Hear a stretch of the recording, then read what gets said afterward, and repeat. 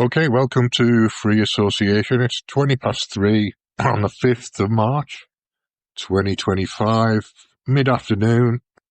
And I've been sharing my Insomnia Cure with the world generally, but specifically with a lady on the philosophy group who's been trying it, and she's getting positive results.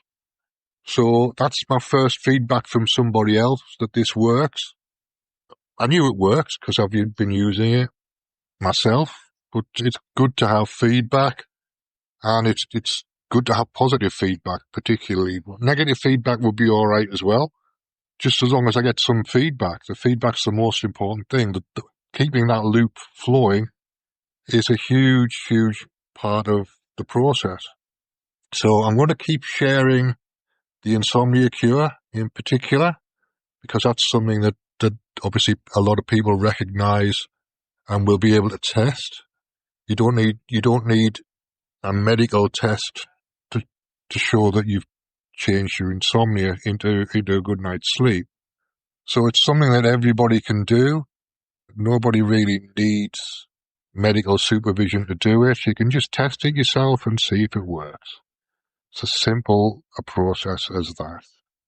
So I'm happy. I'm a happy man today that I've got some positive feedback coming through. I'm going to keep doing that process and sharing that process, but also sharing the other stuff as well. Because somewhere down the line, the heart issues cure, the heart trauma cure will be useful for people once they know that it works. So you have to have something to test it on that isn't life-threatening, really. So insomnia is pretty much that.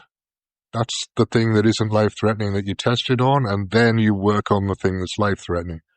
That makes sense to me. I know it works on viruses because I've used it on viruses. So anything viral, anyway, I don't really believe in viruses at this point, but I used to. And when I did, it was a way of getting rid of the viral-based diseases like colds and flus, essentially. It works for that. Whether viruses exist or not, it works for that.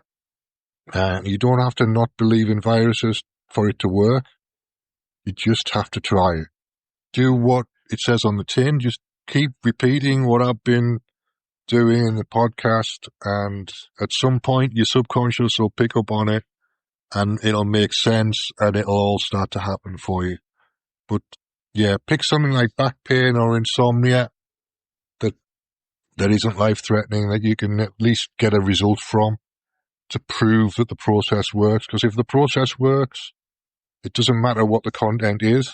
It doesn't matter what you put in there. So as long as you're naming the issue that you're trying to solve, sometimes it's complicated. Sometimes there's a multiple set of issues all in one big bundle, and you have to pick the right one or the right combination or take them out in a certain order.